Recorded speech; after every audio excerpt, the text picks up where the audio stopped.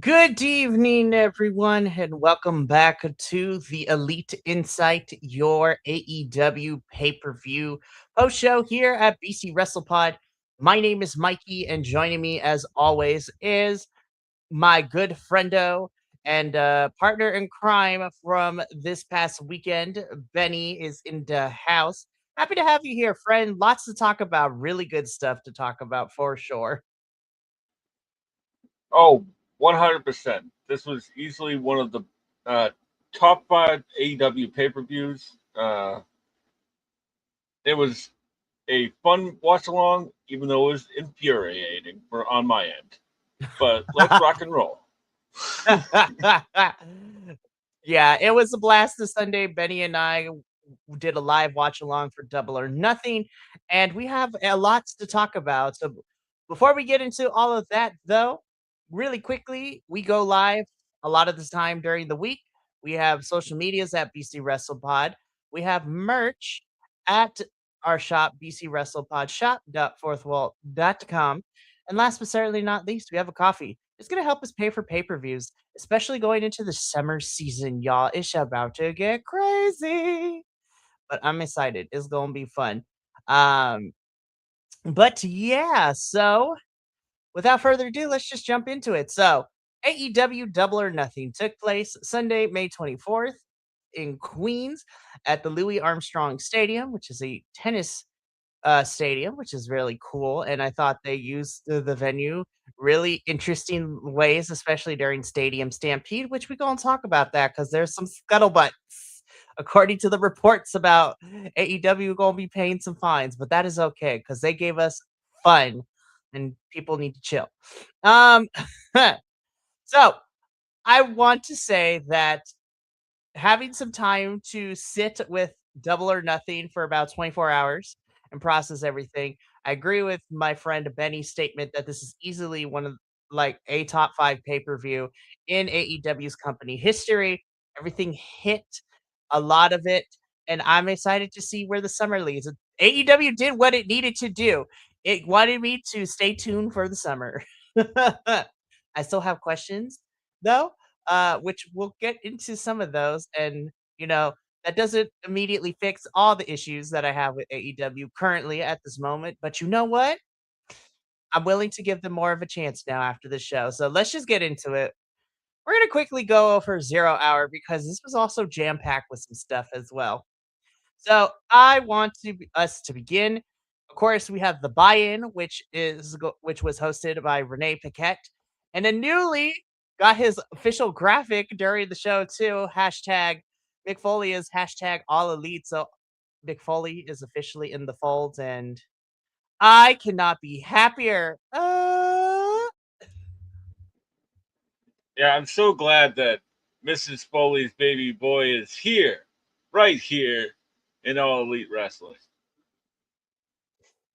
I love that. I love Mick Foley. And according to what some reports were stating, because they didn't waste no time, Mick Foley has officially been added to the roster page underneath the commentary team. So it seems that we might be getting Mick Foley rotating in and out with commentary, which makes me excited. Oh, yes, please. Anything to keep Jericho off of commentary. Oh my gosh. And also Taz. You know what? I have actually missed Taz in some capacity. Still don't half the time though, I'm like, Taz, shut up. Oh What's my that, goodness. Mikey? You don't like mean people being mean? It's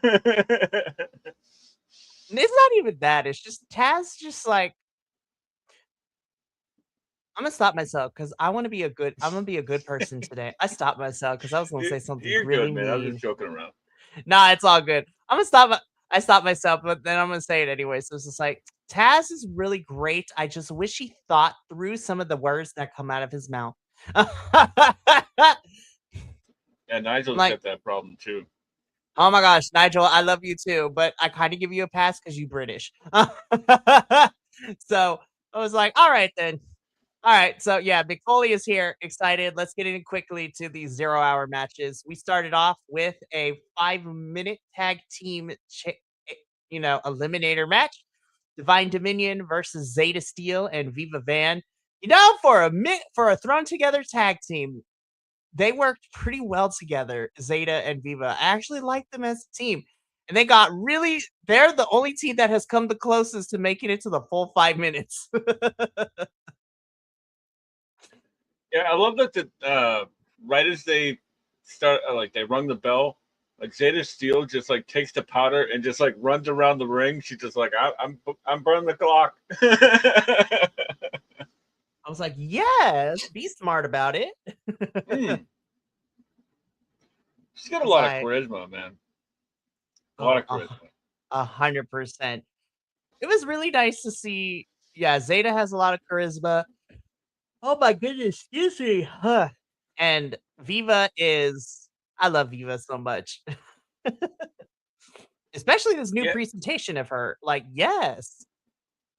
yeah, I'm totally here for it. I've been a big fan for a while, and when she got tagged in at first, there was like a springboard spinning wheel heel kick, and you don't see enough of those. Good on her. Seriously. Zeta and Viva gave it the good old college try and they got really close, but nothing would stop Divine Dominion from beating them and dashing their hopes. Lena Cross, though, gets my move of the match where it sounded really bad. She just straight up kicks. What was it, Zeta? No, it was Viva. She straight up kicked her. She's like, no, Zeta. She's like, bam. Where Zeta's just like, celebrating, and then Lena just comes out and like pump kicks her in the face. So it's like, oh, Lena, damn girl, you got long reach. Yeah, Lena Cross is one of those people that because she's only been here for a cup of tea, but she's really really good, and I'm looking forward to people seeing how great she is. Oh, absolutely. I am here for well, Lena and Divine Dominion in general. I'm very interested. It seems I mean, the summer is set, so we're gonna see how their path goes, but Divine Dominion win their own Eliminator Challenge, and thus Zeta and Viva do not get a chance at the tag titles. Sad face. Anyways, let's keep this going though, because we get our second 0 hour match, which was, hold up, where are you? There you are. Oop, went too. No, I got it right. There we go. We got a trios match. These two factions have been kind of fighting forever at this point, but we got the Ops versus the Death Riders. So of course on the Ops you have Hook, Shabata Bread, and Anthony Bowens taking on Yuta, Garcia, and Claudio Castagnoli. Um, Shabata's great. I love Shabata Bread. Yeah, I love everybody in this match except for Hook. I mean, fair. Cause same. and I'm not I'm not a big fan of the only representation we have on the on the product is the one that gets pinned. Rude. But what are you gonna do? What are you gonna do? Right. I was just like, somebody needed to get pinned, but Hook was right there. Yeah, right.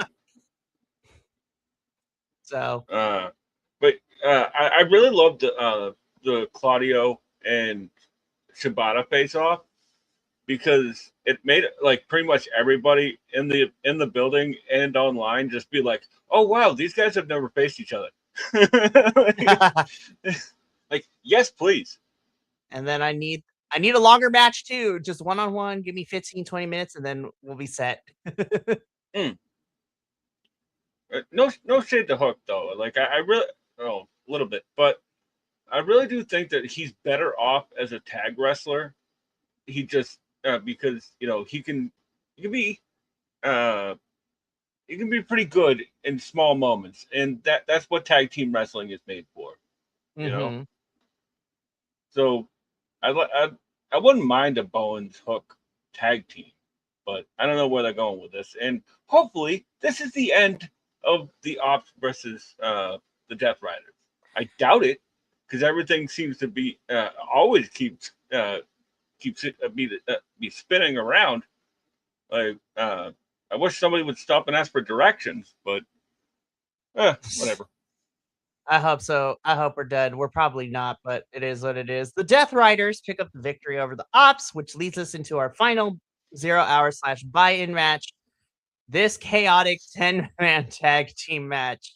Of course, on one side you have STP, which is Shane Taylor Promotions, being represented by Shane Taylor, the captain, Sean Dean, and of course, uh, Carly Bravo, Charlie Bravo, Carly Bravo. I'm gonna say it both ways.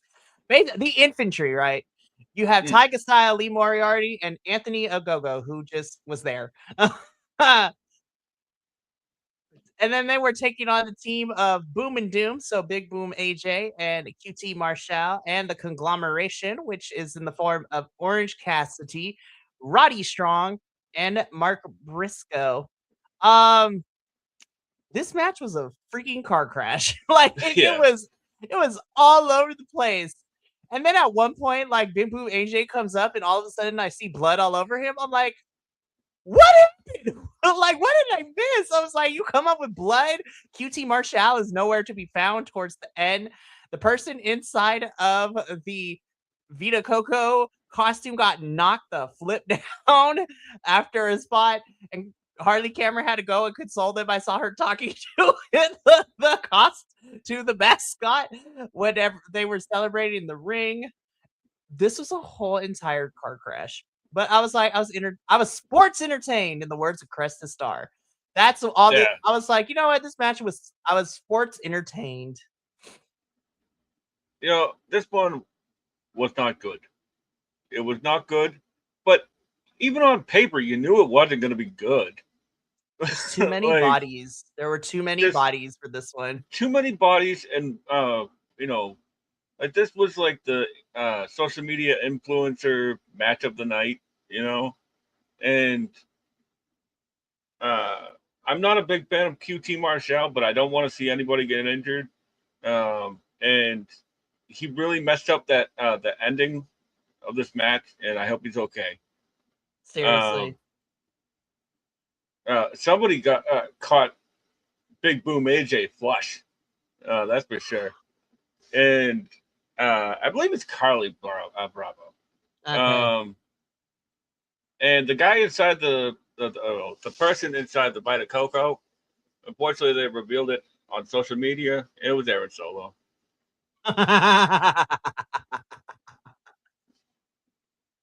which works out. I like Aaron Solo.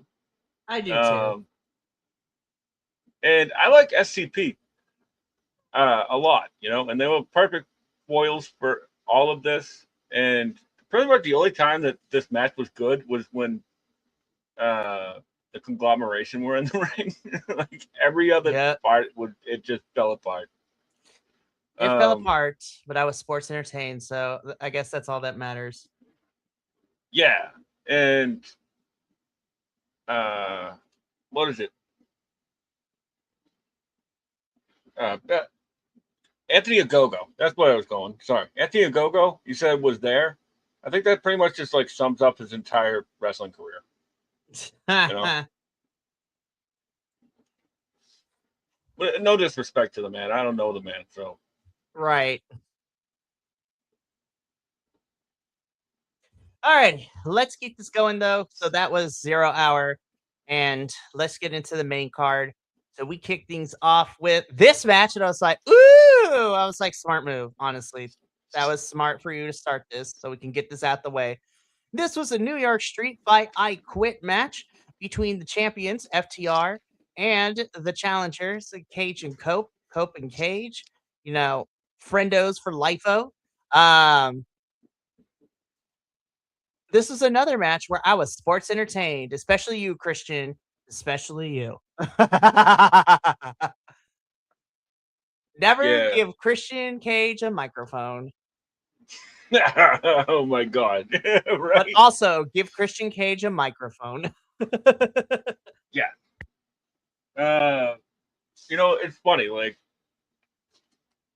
as you said, like Christian Cage pretty much took the bulk of this match. Like uh, Edge was just like did like 3 spots and was out on the floor for like 25 minutes. Like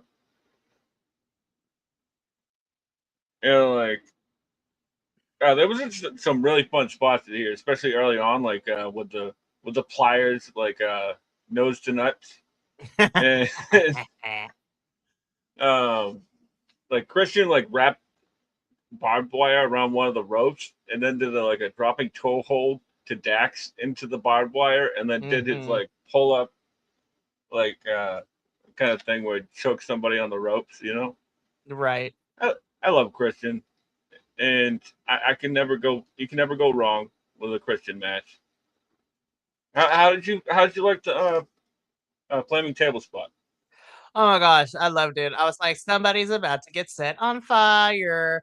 And then I looked at everybody. I was just like, Stoke, you're probably gonna go through this flaming table because you are the most covered and probably in flame retardant gear. But then Yeah, I got a little worried though, because when I saw Cash go through it too, I was like, Cash, get out of there. That's gonna lead that's not gonna be fun. Also, I gotta talk about Beth being in this match was also really fun. And watching mm, her just be like, bam, she ended up being the difference maker because as Cope and Christian have Dax in the ring, Dax ain't giving up until Beth gives Spike to use it in the hold. And then Dax quits, and your winners and new AEW World Tag Team Champions, Cage and Cope. And all I have to say to that, Benny, is just like, thank the wrestling gods. Now, yeah. hopefully, this division isn't being held hostage by this feud. I was saying this on social media today that like I just sort of hope that we get a break from FTR. Like go home for a little while and then come back. Like because I love FTR, but like they sort of seem to be hovering around the tag titles whenever they're there. So just go do something else for a little bit. Um, the last thing I was gonna say about this match was that man, Beth can really still throw some overhand punches, huh? Oh my god. I love Beth. I really do. I was just like, I'm not asking for her to do a full run, but like, there are two people. Well, for me personally, there are three. Well, there's a couple. There's like four people. There's four people for sure. If Beth is going to do a small stint, I would love her to go up against these four people. Beth versus Stat Daddy, like Chris Statlander would be fantastic. Actually, make that five. Beth versus Sheeta to see how that goes. Beth versus Lena, but specifically also Beth versus Megan. And fuck it, Bobby Lashley versus Beth. Let's go. Yeah, just to throw some fuel to that onto that fire. That'd be I'd hilarious. really like to see Beth versus either Alex Windsor or Jamie Hayter. Oh my gosh, yes, I would love that. And it would never happen given the current climate it is, but in a perfect world, Beth versus Nyla Rose would be amazing too. Yeah, I agree. Show. I love you, Nyla. We love you, Nyla. You're doing great everywhere else. I just wish that the political climate wasn't being so nasty to you Yeah, because you deserve better. But indeed. you're entertaining me all over the place though. Anywho, we got new champs. Hopefully, this means fresher feuds, and we can actually have Cage and Cope have like a decent title reign. Doesn't need to be super long, and start putting over. I would say put over Jet Speed, but we might. You know what? Bust it in the brain. That's where my mind's at now. We'll explain why when we get to our main event, but let's keep going though. So we get into our second match of the main card, and uh, uh, if you didn't hear me before, Uh, banger, 10 out of 10 stars, no notes. Damn. they always say that the second match on the card is like a death spot, right? But Not this for was these not. two. Not for these two. Um, and as we said, on Sunday that this was sort of like a 3-act play. Uh, Pretty much any of the times it was just like watch for the drop kick, you know, just like any Okada match. I was like, Okada is Uh, coming from Timeless Tony Storm's good because it's like tits out. It's like tits out. It's like tits out, and instead of watch for the shoe, watch for the drop kick. yeah, pretty much. And these are two athletes that are like in their prime, and we knew going in it was going to be a 5-star match, and boy was it, man. I was like, Uh, damn, it took us a while, but we finally got this. And ooh, I never had the thought never crossed my mind that I was worried of the in ring for this because I was like, this build has kind of been has been booty, but I was like, it took us forever to finally get here, but I'm glad that we did. And hot damn, even better, Tony Khan pulled the trigger because by the end of the Act 3 play, Takeshita finally does it. He beats Okada and is your new AEW International Champion. And Tony Khan, if you have this podcast bugged like I think you do, not really, but low key maybe, um, let Takeshita go on an Orange Cassidy run where he's just fighting anyone and everyone after what seems to be this feud because after the match, Takeshita is celebrating in the ring with his championship. The Don Callis family come in and essentially, they're trying to celebrate with Takeshita to be like, yeah, you got this. It's staying in the family. And Takeshita's like, nah, bruh. What are you talking about? And then they turn on him because Takeshita separates himself. And visually, we see that the family has ousted him. They're like, we're going to fight you. And then all of a sudden, we hear the familiar music of Proto Star. And I was losing. I mean, you were there. We were losing our absolute mind. I'm like, oh my God, he's back this quickly. Oh, yeah, I was I like, guess. damn, stem cells I do guess. wonders, apparently. Yeah, I was just gonna say like. I guess it wasn't too bad, and I'm happy he's back. Uh, the setup was taking so long that, like, as you said, like it was pretty obvious what was It's about like to we're lingering happen. too long. Like, Something's going down, and it sure did. Because Kyle Flesher turns on Takeshita and beats him up. And then, the rest of the Don Callis family are in the ring. But I'm telling you, this feud is going to eat because oh towards the tail end, Okada and Fletcher go for the international champion staring at each other. And then Okada plays, the silliness. It's like, oh, haha, just kidding. And I'm like, if this leads to a triple threat at Wembley, take my money, Anthony Khan. Take my money. This summer feud is going to be hella fun. yeah. When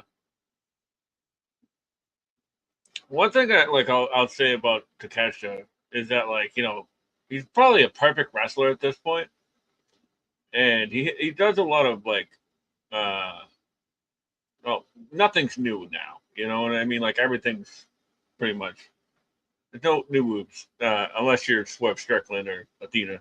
But I digress. And but like he always does like the taker flop, like, and he had a perfect one on Okada in this match. And oof, man, what luckily Okada didn't move out of the way, unlike the cameraman at WrestleMania, whatever, Oh my gosh. I was like, oh, that poor cameraman. We're also going to talk about cameraman too, because MJF, you got some explaining to do. I Ooh, yeah, that's a lawsuit. That is one was hundred like, percent a lawsuit. I'm like, Al, that doesn't look fun. But yeah, Uh, if it, go ahead, sorry. I was just gonna say that Takeshita is champ, so because like he's the NJPW TV champ, and now he's the international champ, 2-time international champ. Yes, which makes me super excited. And I'm looking forward to, again, if we're building to a triple threat for Wembley, sign me up because I am here for it. And this is only the second match of the main card. I was like, "Oh my gosh, what else are we got in store?" So let's get into talking about everything else. So, in our third match of the Double or Nothing main card, too short because this is actually a really good match. And damn, Mina, I didn't know you can go like that. I was like, "Yes!"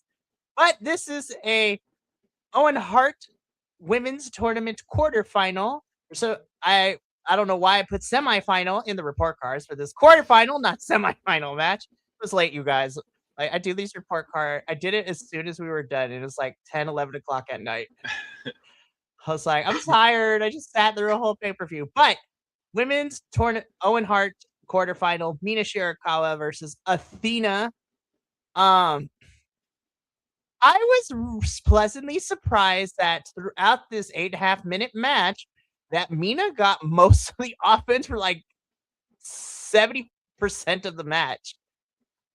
And then I was like, oh my gosh, are we about to see an upset? And then I look, oh wait, it's Athena. Never mind. But I'm telling you, I will say that my biggest critique about this match, it was too damn short, Tony. We talked about this all, and we talk about this all the time. The women need more time.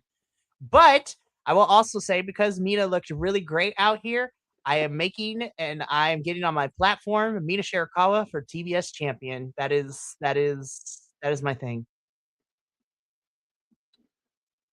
Yeah, I agree with that. I'd really like to see her as TBS champion. This match was really fun.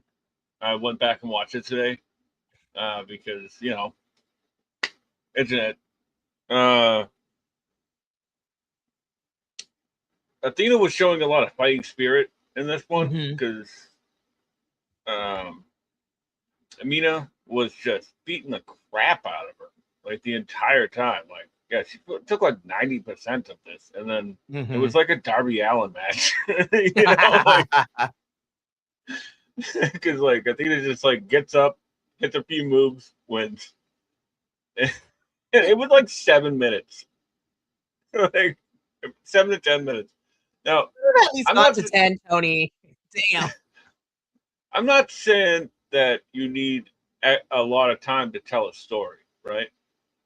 Because uh, you can tell a great story in like 3 minutes. Uh, it's just not what they're used to. But I digress. Because the next match had no time limit. For reals. So what? Well, I Okay. mean, since we're there, let's just jump into it. By the way, Hell of a Athena wins to nobody's surprise and chagrin. And so she's going to be facing Sky Blue or Sari whenever we get that match. But anyways, let's get into it. No time limit AEW Continental Championship. This match was about how can I hold this person's leg to the point of where I might be separating joints and muscles and bones because I was metaphorically clutching my pearls because I was like, I don't think the body is supposed to bend that way, boys. uh, Also, Kyle O'Reilly for the win, man. I love Kyle so damn much. So happy he's back. yeah, me too, man. I'm really sorry that everything that happened to him, but I digress. Um, this match was really really fun. Like it was slow and methodical. It was the opposite of the first three matches on the main card, Mm-hmm. and they were like, "Well, we're gonna break it down," and boy, did they! Uh, Mox decided that he was going to take away Kyle's leg, so that way he takes away those vicious kicks, Mm-hmm. and then so that way when he took away the leg, that ended up working into the story of the finish because Mox ended up winning with an ankle lock, which is how Kyle beat Mox the first four times. Mm-hmm. So and he made Mox adapt to him, which is which is a beautiful story. It really is. And we saw a little bit of that at the end. Um, Kyle O'Reilly did his very best, and I know that sounds very condescending, but truly, he pushed Mox as far as he could, but it wouldn't be enough though, because Mox would make Kyle tap. And after the match, there's a little bit of respect as one moment Moxley's being a complete turd nozzle of a heel in the way he's celebrating with Death Riders. Then him and Kyle shake hands, and I was like, oh. And then he goes back to being a turd. Yeah, The switch and watching it in real time, him switch from heel to slightly kind of leaning babyface to back to heel was in real time was insane. yeah. I think I said this on the watch along that like I really like this version of Mox because like he's trying to get the best out of everybody, and he's tweaking his character to what that person needs to be pushed to be better. Mhm. I hope that makes sense. And I'm glad that finally we as fans who have been watching this Death Rider saga, like we were in so much murky territory. We're like, what are we doing with them? Where are they going? Like we're kind of just here. I was like, Moxley, what is the motivation? I need clear motivation. And thankfully, I feel like in the last year we finally gotten that motivation, and we're seeing it take fold in the form of Osprey because he is like the first quote unquote like wrestler that hasn't been part of this Death Rider saga to like seek out their help and their methodology and the training to help him change and break himself down and build himself up, which, definitely comes in handy, especially when you're going up against the killer in Samoa Joe. I'm gonna do this because I was like, yes, this match freaking ruled. This is another Owen Hart quarterfinal match, this time for the men's tournament. Will Ospreay versus Samoa Joe. Oh my god, this was a banger. Uh, Watching Samoa Joe and Ospreay just go ham was awesome. I loved it. Yeah. Um, this one was clearly a dream match for both of them and everybody everybody watching pretty much. Um, Joe had hit Will Osprey had hit Joe with a Styles Clash, right? At Mhm. one point in the match. And Excalibur, without missing a beat, goes, Joe must have PTSD from his past. Oh my gosh. I was like, "Ooh." Oh, Excalibur, don't change. For reals. Well, actually, whatever. um, Slightly, but not really. yeah. Instead of change, Uh, grow as a person. yes. Bingo. Um, I really like the nope cutter on this in this match. You I know, was cackling so hard. I was like, "Oh, Joe, I love you."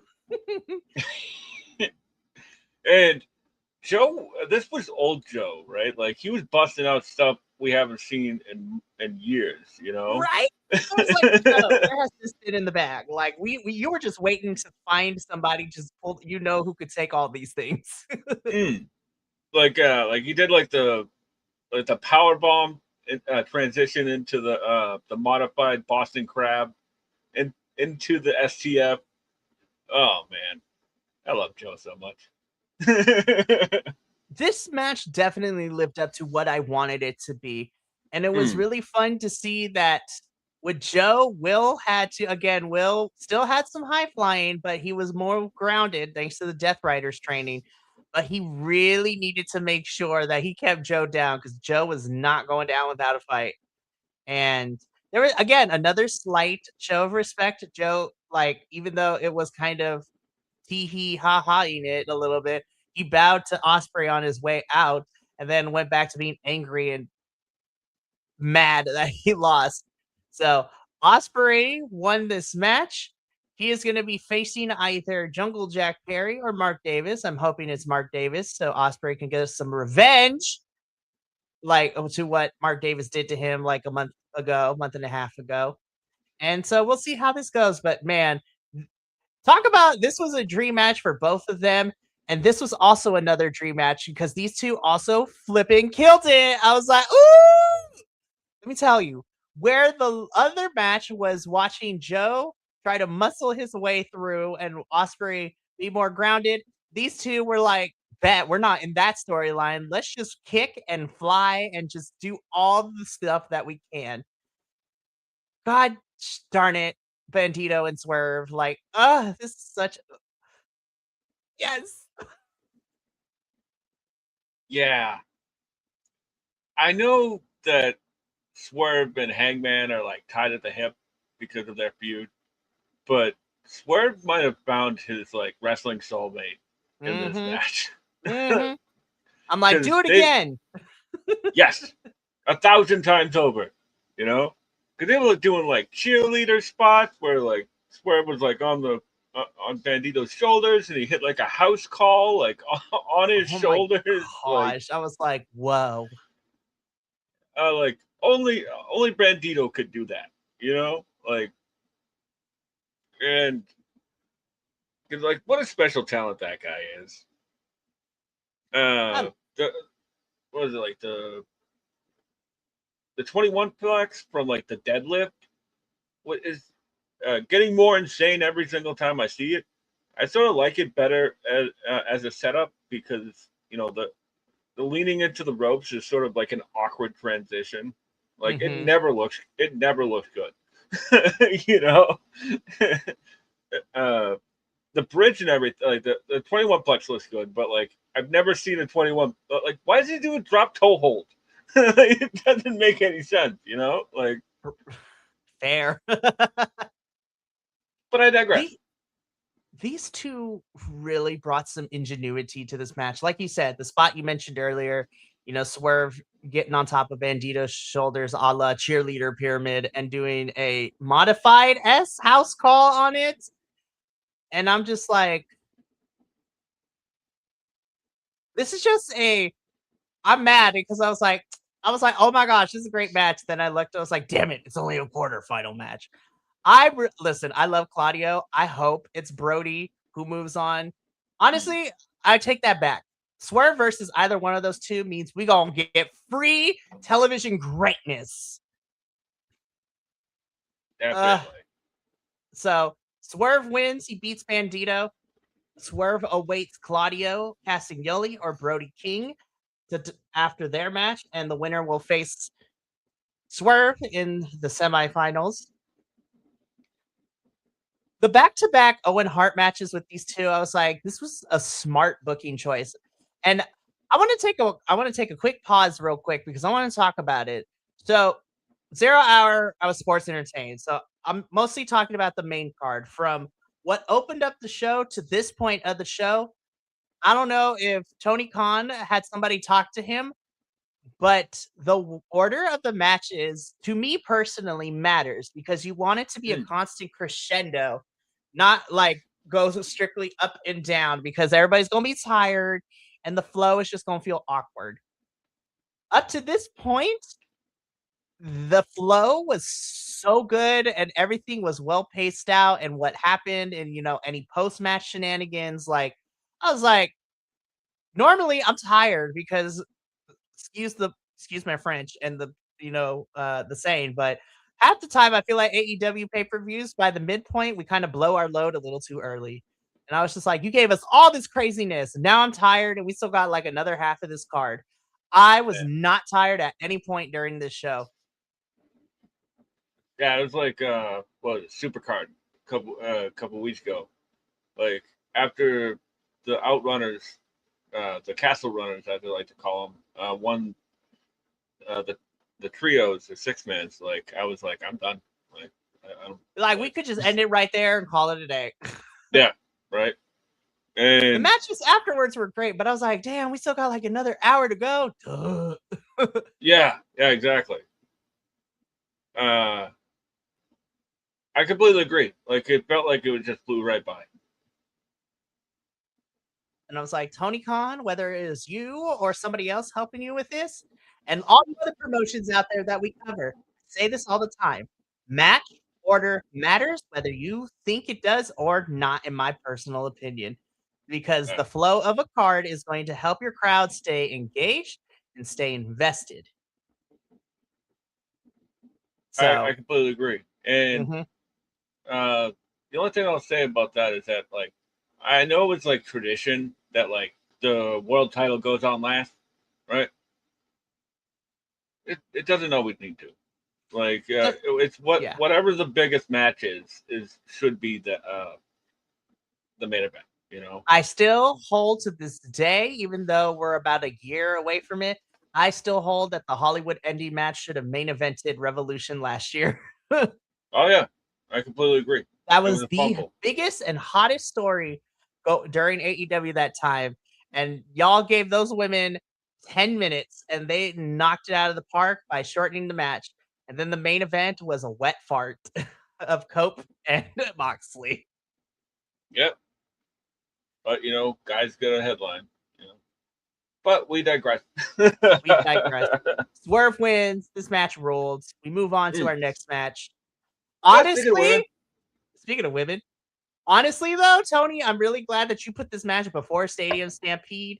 And I don't want to say that the other two matches didn't steal it, but the other two matches, Osprey and Joe and Swerve and Bandito, they were really fun, really exciting, but it didn't suck my energy out. And the crowd was still behind this. And let me say something.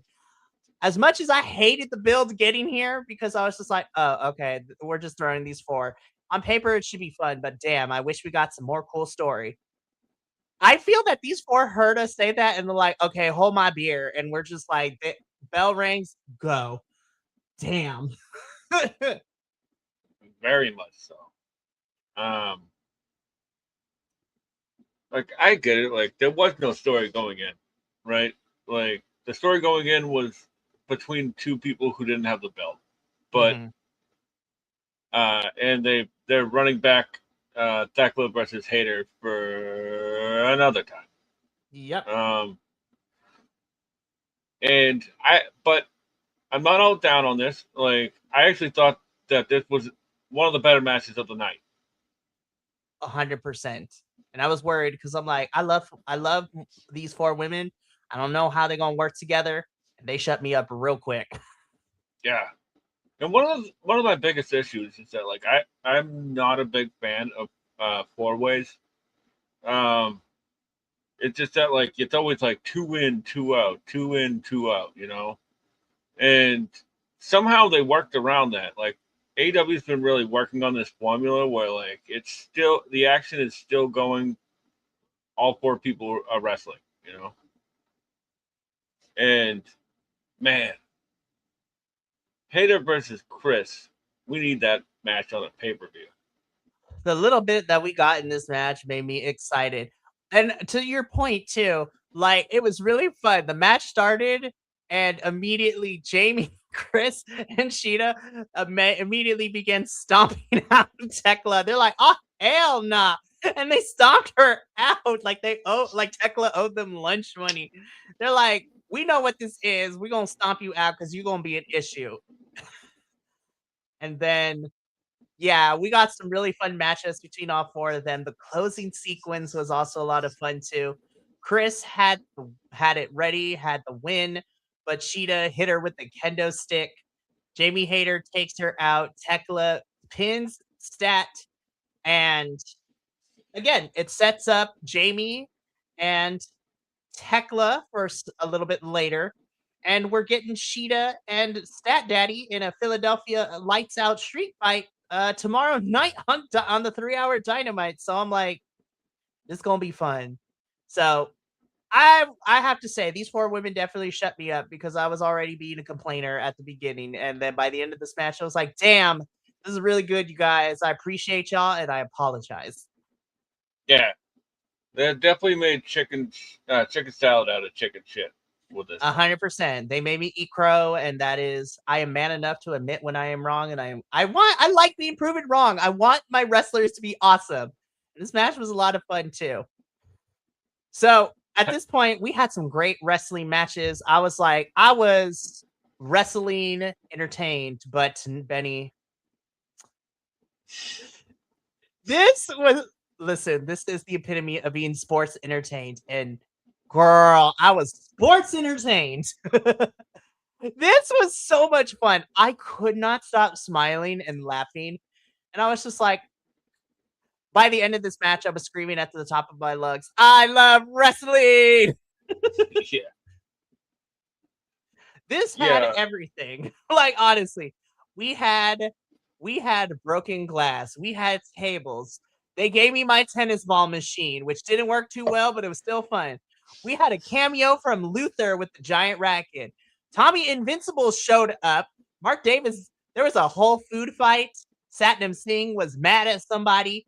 We had a bus crash. We had a shopping cart. Like this had everything. We got Metallica music for the pre-tape intros. We got Metallica. I was like, what the flip? Also, watching Kenny cough up after smoking the cigar was funny in that pre-tape. And they're like, bro, Yeah. don't do that. I heard somebody say the other day, like, it was anybody else, it wouldn't have worked, but it's Kenny, so like, with his comedic timing, it works, you know. But like, if there would ever was a Stefan type match in AEW, it was this. It's like we got buses, we got giant tennis rackets, we got we got Leo and Bobby. Um, Oh my god. and Janai That Kai just sitting in the background watching a food fight. You know? And it actually sort of made me tear up a little bit at the end when Jericho took out the table and put himself through it to as an homage to Sabu. yeah. That was incredibly nice little touch, and even Taz was like, "Oh my god, I didn't know he was gonna do that." Be like, um, who's cutting onions over here? yeah, right. It's Jack Perry with a bag of them. One of my favorite moments though was with Toa Leona forgetting whose side he's on and just being a monster and almost killing Clark Connors. This match was Oh man. nuts. And of course, I even forgot we even got a shillelagh spot. Like, Oh yeah. Oh yeah. I forgot about that. there Uh, was so much happening.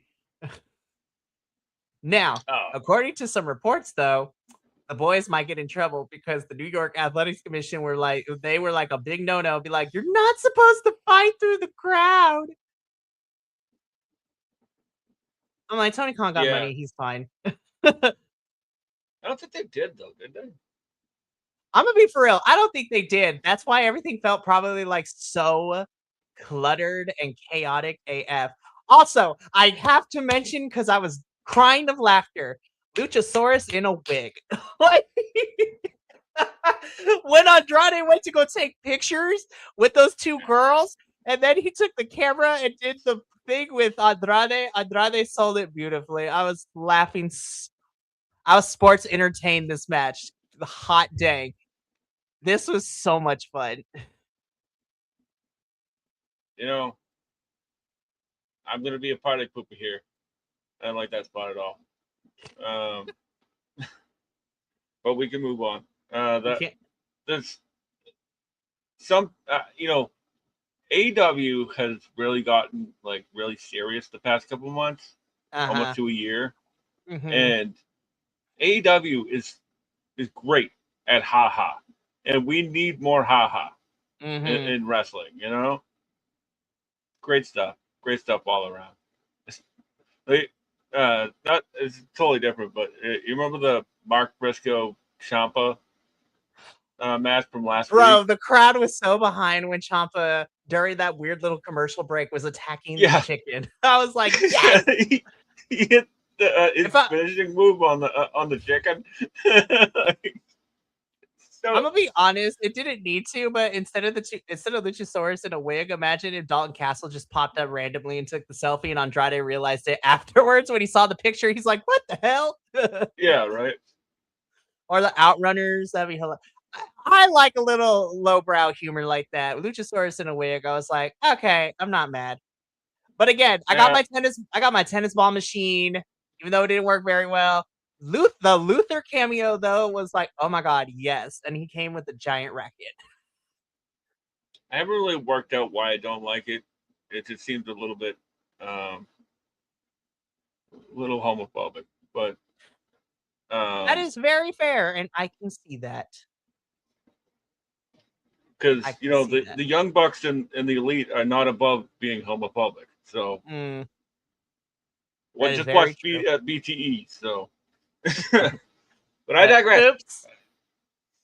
I was sports entertained. Jericho, the Elite, and the Hurt Syndicate win. We are hopefully getting the rubber match tomorrow because we are getting Jericho and Ricochet one more time. Everybody banned from ringside. God, please let tomorrow be the final match in this feud. Oh god, yeah. And like uh, the the Heart Syndicate and the Demand. It's like, are we still here? I'm like, well, all right, let's hopefully get through this. Let's start but fresh going into the summer pay-per-view road. yeah, I'm not just complaining, because I love all four of those people, or six of them, five of them, whatever it is. And I like the was it the Barrel of Monkey spot, Woo! with MVP. Yes. This match was Uh, fun. It yeah, it was really great. was. It was great. So again, Jericho, the Hurt Syndicate, and the Elite win. All right, we got one more match to talk about, Benny. Main event time: AEW World Championship title versus hair. Darby Allin defending his title against MJF. This was probably the most self. This was probably the most, and I mean this in the best way possible. This was the most like Dynamite esque coded match on the pay per view card. I was like, this felt like I was watching the main event of a Dynamite, but it's not bad. Also, Mm, the intro for Darby was really, really fun. Of him like coming out of the sewer grate onto the stage was fun. Also, got to shout out Tekla and the way that the camera people like had her like be like a spider in that scaffolding in her entrance too. I love it when the wrestlers are allowed to play with the set like that. It is fun. mm. But that was cool. And of course, MJF being MJF, saying that he don't give a F about any of the five boroughs. I was like, Yeah, oh damn, what a way to be a I, heel. I love that because it's New York, so like he knew he was gonna get cheered, so he found a way to turn him. He Yeah, started okay, going back to the beginning of the night, he heard him getting cheered, and he's like, hold up. And he told Tony Khan, hold up, hold my beer. Let me go out there real quick. And he made them boo when he was in the ring with Mick Foley. So him and Mick Foley really helped the crowd be like, oh no, MJF is the turd. I don't care if we're in New York. He's still your heel. So yeah. boo this man. Boo this man. Boo this man. Also, Darby, I always ask this, but are you okay? Because Yeah, that when he jumped from the top of the scaffolding to the set onto the table, I'm like, and the back of his head began to bleed. I was like, oh, oh, Darbs, are you okay? yeah.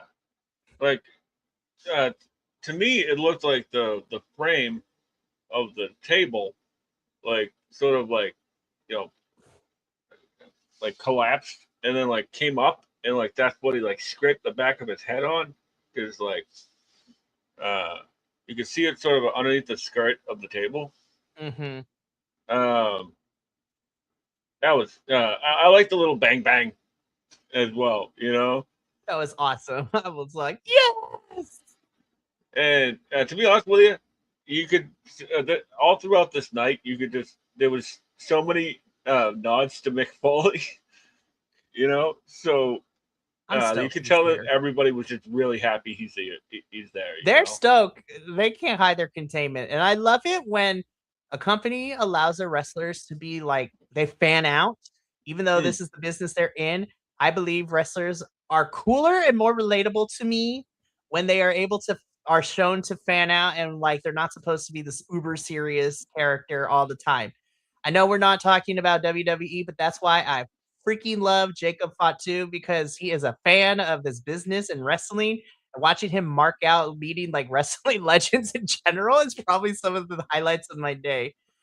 But man, I'm excited for AEW to have Mick Foley. This match again, I felt like I was watching a Dynamite main event, but like I mean that in the best way possible. This was the AEW Dynamite match with a pay-per-view budget and time, honey.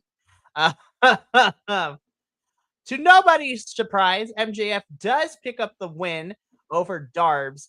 And I was like, cool, three-time champion. Gotta love that. We knew this was where we're going. Darby gave us a really fun short run, and I love this. But that's not the real thing I want to talk about, though. Even though we also saw this being telegraphed leading into this, they pulled this trigger. Kevin Knight comes out for the save as Darby's getting on this stretcher, and MJF is being a tool. And Kevin Knight hits a UFO splash on a gurney Darby, and that heel turn is here. And look at Tony Khan setting up really great feuds for two young of their stars. Take notes, other promotions. That's how we do it. If we want to see these young stars be built, so here we go. Not sure how this heel run's going to go for Kevin Knight, but I am here for it. Somebody who is not, though, Speedball Mike Bailey, because all he could do to reply was saying, fuck. It's like, Lucy, you got some splaining to do. Yeah. All I'm I here. could think of at the end was, what would Kushida think? What would Kushida think? Y'all are the time splitters. Uh, Anywho. Well, the funny thing is, Kushida is also now okay. I will say this: Kushida is still a baby face in New Japan, but in MLW, he is officially a heel. He has joined with Contra Unit, so him and Ikuru Kwan have kind of teamed up a little bit, and I'm like, yes, please. Yeah, that makes sense. Like I have seen him as a heel before too, so like, But it no, but works. what would You know, Kushida think? like uh, one thing like that I noticed, like this is just a random little thing that I noticed like halfway through the show, is that like the ring skirt had Burberry on it. I was laughing so hard because, like, I was like, when I saw that, I thought my mind was playing tricks on me. I'm like, nope, there it is. No, they're telling you all along, man. Like and um, MJF came out with a Hana Kimura tribute jacket, which Oh my was gosh, I'm beautiful. crying. Rest in power, Hana Kimura. Love her. 6 years gone too soon. She shouldn't have been gone at all, but that's a whole nother podcast. Yeah, it's a whole other podcast. That's a whole nother podcast. And this is why, really quickly, this is why I get after the IWC because y'all need to treat these wrestlers better because you don't know what they're going through. And look what happened with Hana Kimura. I'm being so for Absolutely. real. You don't know these Just people. like, You don't be see them rude. on TV. You know, Be but nice to them. They're people at the end of yeah, the day, and they deserve to be treated as such. And we don't know what they're going through. So be nice, internet. That is my TED yeah, talk for tonight. But yeah, heel Kevin Knight's gonna be fun. Kyle Fletcher's back as a heel. Two young AEW stars being positioned to be in some really good stuff. Now, I'm really excited because I think Tony Khan is setting up something fun where we're working in threes because that international championship is probably going to be we're probably going to get a triple threat at some point. And then it seems we might be teasing some sort of triple threat with Speedball, Knight, and Darby at some point for that TNT championship too. I'm like, there you go. That's the summer mid card feud. Let's go.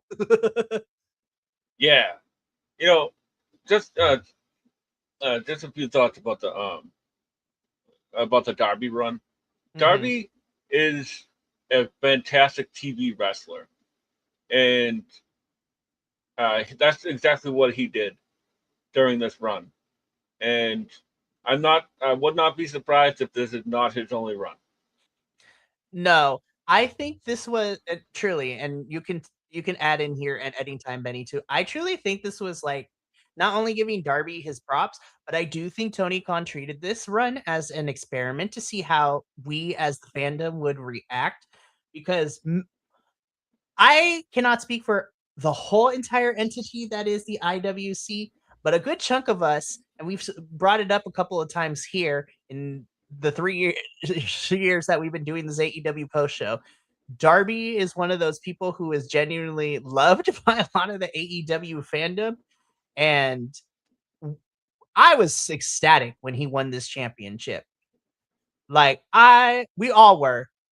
And I think Tony Khan wanted to use this short-term run to see if Darby not only could be a fun TV champion, but to see if a short-term run in general could work for the right person. And honestly, I think Tony Khan succeeded on both fronts.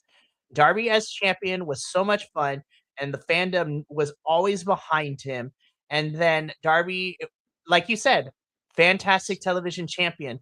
And honestly, if you want to turn a couple other maybe wrestlers in that same category as Darby who not necessarily are going to be like a Hangman or a Swerve in any capacity, which is no shade because I love Darby like that. But even Darby has said he's just like, I don't have the same path or the same ideals as like a Swerve or a Hangman or Kenny Omega. Like I'm here until the wheels fall off. So I think if AEW found the right people to do short-term reigns with like this, where they're constantly defending this thing on TV on a good consistent basis, and I honestly think, even though it took us a while, I think that's where we were going with Willow because we kept teasing her wanting to put this title on the line every week, and I honestly think that Willow was going to be that for the TBS women's division, but unfortunately, due to injury, that's kind of thrown in a wrench in it.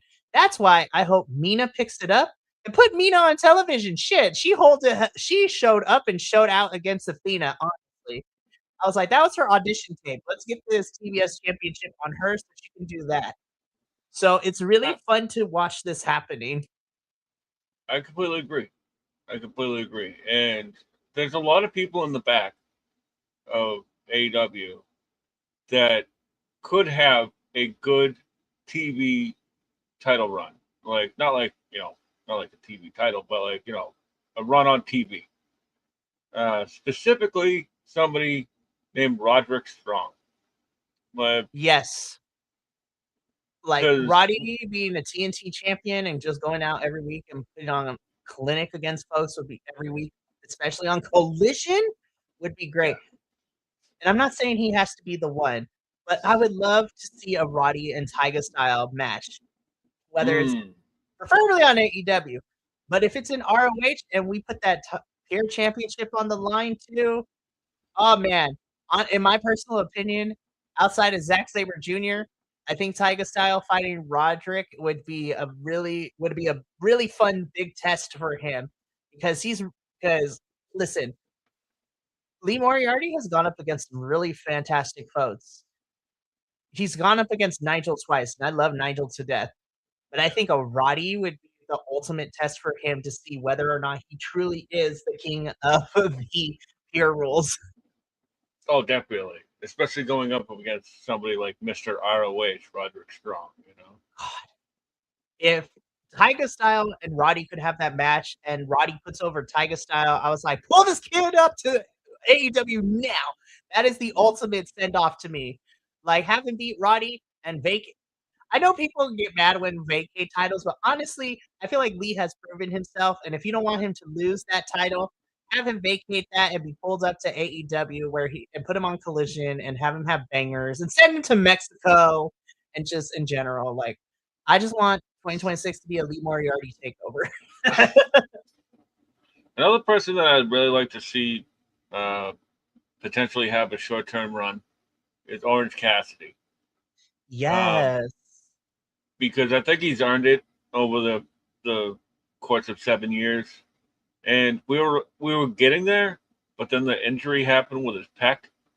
So like I'd love to see them come back around on that. You I know? feel like he's earned it and he's proved it and he showed us that he can, whether it's a long term or a short term. Because that I still hold that international championship run as one of my favorite championship runs in any AEW title in this company's history.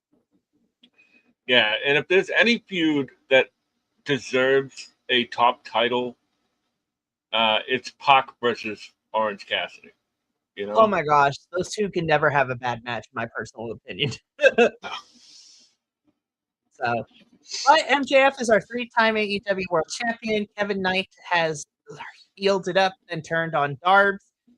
Tomorrow night's going to be very fun, very interesting. Looking forward to a 3-hour Dynamite, but that has been Double or Nothing. Really quickly, I just want to go over our prediction scores. And I don't have the visual, but I will tell everyone. And then I want to talk about the grade I gave for the report card and my final thoughts and get Benny's final thoughts. So predictions time. By the end of the night, uh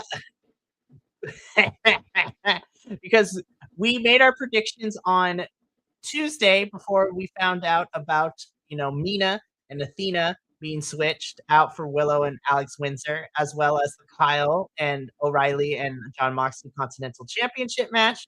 And we also didn't know our buy-in matches until like a couple days before. But, but after the dust settled, Benny and I both went clean sweep. We got every single prediction correct. The professor came in second place with a score of 7-2, I believe. And then Andrew came in third with 6-3. So we went 9-0, Benny. So we're already starting off season 2 of Predictions Leagues hot. It's really going to come down to the wire. And shout out to Professor, who hasn't been here for a hot minute and still managed to get a pretty decent score. Yeah, definitely. Shout out to Professor. The Hopefully he's Professor, doing well.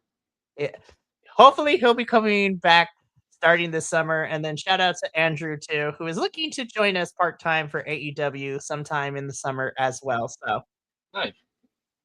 but yeah, so that was predictions. Now, as far as report card, if you go to our social medias and check out the report card that I did for Double or Nothing, after talking to Benny and actually because I was torn and I wanted his opinion because I value his opinion, I agreed with Benny at the end of the day, and I gave Double or Nothing an A minus for the pay per view for the report card. This was a near perfect pay per view. Honestly, none of the matches really was just like there was not a single match on here where I was like, ew, this is like I'm not having fun because I was worried because Dynasty was okay. Like Revolution was fun. Dynasty was okay, and I was a little worried for Double or Nothing. I was just like, man, the build has been kind of okay for a lot of these matches. Let's see how it turns out. Again, I feel like this podcast is bugged because everybody showed up and showed out. What kept this show from being an A instead of an A minus is the fact that Mina and Athena, this match was hella short, and just the women's matches in general were nowhere near as long as their male counterparts. That is my only big issue. Had we gotten that, I would have pushed this to an A easily. But that is what's holding me back, and I still got to ding it because I want better for the women's division. Damn it. 1000%. 1000%. But those are my reasons why I gave this an A minus. Benny, what is your closing thoughts as to why you also gave this an A minus as well?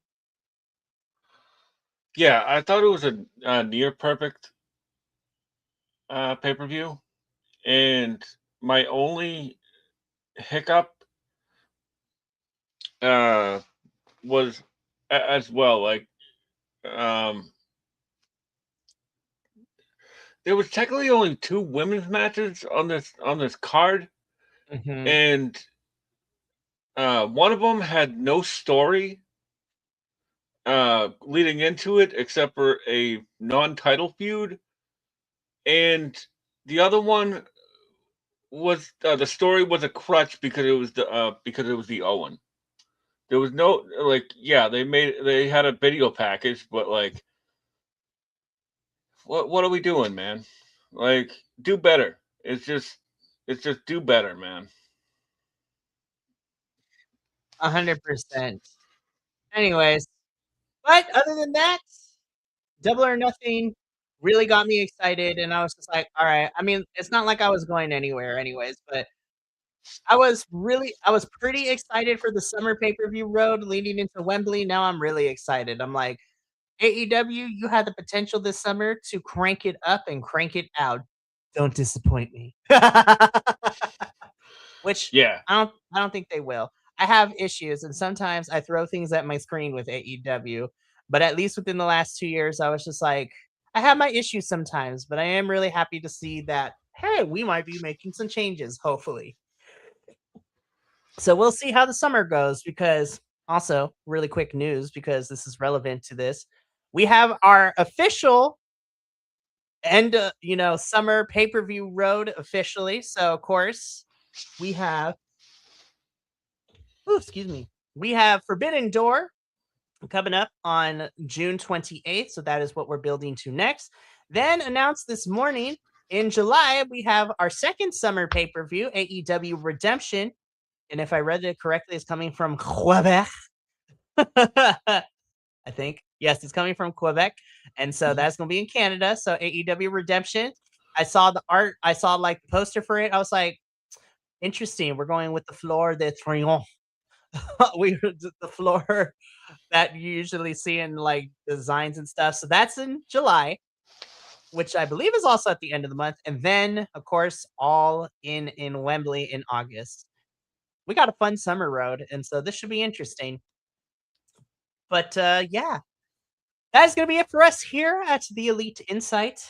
Me and Benny got to get up on out of here, but the remainder of the week is kind of mostly back to our regular schedule programming, business as usual. So tomorrow night, doubleheader NXT and CMLL.